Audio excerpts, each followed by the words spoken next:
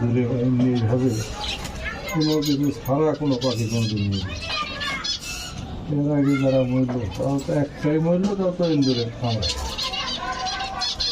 তো কিছু দিনের কেবল গাদা ঠান্ডা লাগছে, এতক্ষণও গা গরম ছিল।